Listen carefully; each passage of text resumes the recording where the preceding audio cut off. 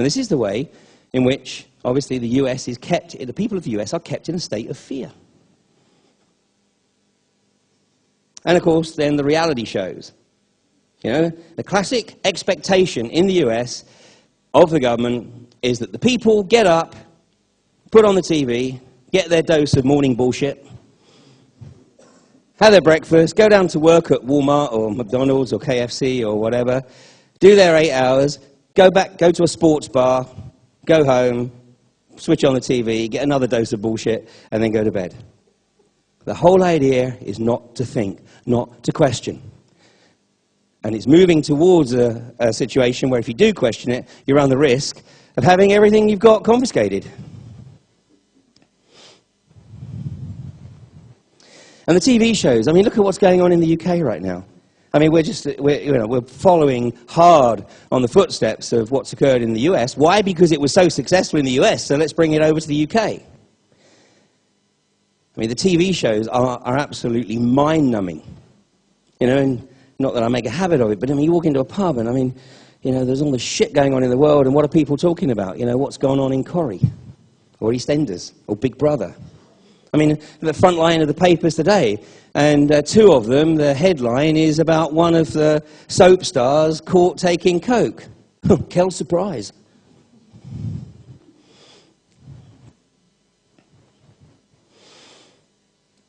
This tool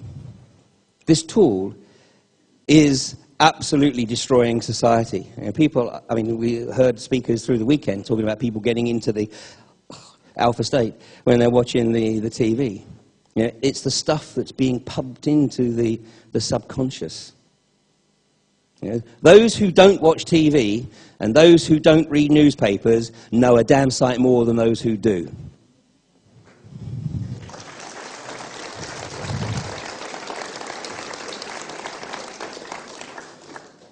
And the next stage in the game is to get people into debt. Now, this has been a strategy for the last 10 years. I'm not going to ask anybody to put their hands up if you fall into these categories, because tragically, many of you will. And this has been a sustained strategy since Tony Blair came to power, starting with the students. Up until 97, students basically could get a free education. This government will claim that more young people have had the opportunity to go to college and university in their tenure than any previous government. Technically, that's not exactly a lie. But that was never the objective. The objective was to get the kids to go to college, to get them into debt. The average debt for a student in this country today is £9,000. The average debt for a student that's completed their degree course is £15,000, which just goes to show how many people haven't actually completed their degree course. It's a staggering number. So, of course, once the student comes out of college, they've got this psychological millstone of 15K plus around their neck. My daughter finished her degree course and she wanted to go travelling. And I said, well, that's great. I said, you know, go. She said, yeah, but what about my student debt? I said, don't worry, it's still with them when you come back.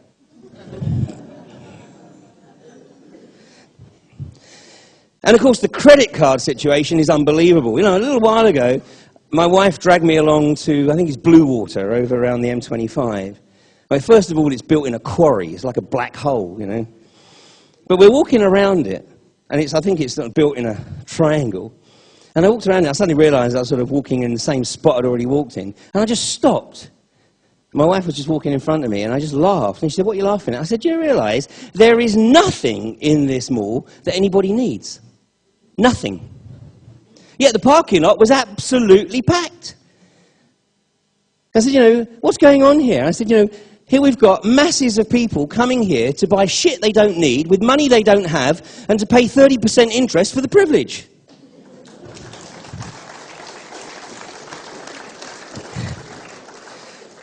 With money that didn't even exist in the first place, but that's another story. And then, of course, we've got this artificial pumping up of house prices. I mean, if you're a house owner, you know, clearly you have done very well out of this. But the nature of the beast here was to get the young people, certainly in the age range of 20 through to mid-40s, to get them to buy bigger and bigger houses, get bigger and bigger mortgages, So that basically they have less and less disposable income and therefore less and less freedom. And with interest rates going even higher, they pump this into the news because what they want, this is actually probably the PR agencies of those companies offering fixed rate mortgages. It's like, come and get the fixed rate mortgage now and avoid the higher interest rates. But, we are heading for disaster here. Paulden touched on it already today. I'm not going to have the time to discuss it right now. I'm actually going to give a talk in Totnes in a couple of months on the myth of peak oil. Peak oil is a complete and utter myth. It's brilliant. It's so plausible, it's brilliant, that the vast majority of people who are aware of the term have bought into it. And the purpose is to subconsciously prepare you for the fact that you're going to be paying £1 a litre plus to fill up your car. Let me tell you that just 8 years ago, in 1999, the price of a barrel of oil was $9.81. Nothing has changed except the artificial pumping up of the price of a barrel of oil. Who's making the profit? Look at the profitability of all the oil companies in the last 5 years. Dick Cheney is made out like a bandit because of Halliburton stock pricing increasing by fivefold. But we're heading for the crash. It started in the US. Many people, if there's anybody here from the US, you'll already be aware of this. But it started in the US, and it will follow here. It will follow here. It will be a deliberate ploy to create a situation where people are sitting on negative equity, and so reducing the freedom even more. And of course, if this wasn't enough, the final nail in the coffin was to decimate pensions.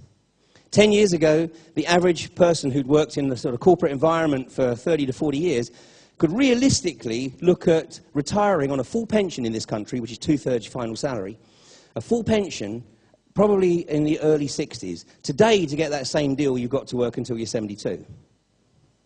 So at every level, the strategy has been to remove the opportunity for you, the wider population, to probe at what's going on, to look any deeper than the surface information that you're getting through the media.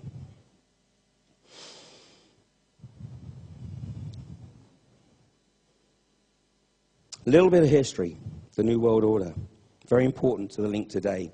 Hitler was inducted into the Tula Society in 1919 by a guy called Dietrich Eckart.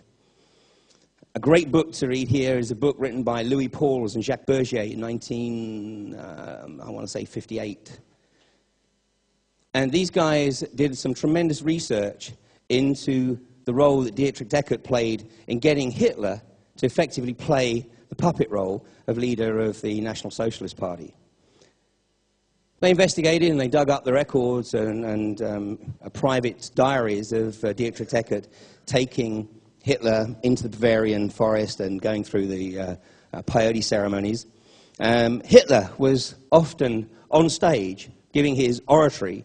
He would come off stage, collapse in a heap at the bottom of the steps in a cold sweat, almost sort of shake as though he was coming round, and then say, "How was it?" Many scholars believe that Hitler was actually sort of possessed while he was going through that process. The SS, as part of the National Socialists under Himmler, had a group called the Ahnenerbe. Then the Ahnenerbe was that group within the SS that was responsible for esoteric research.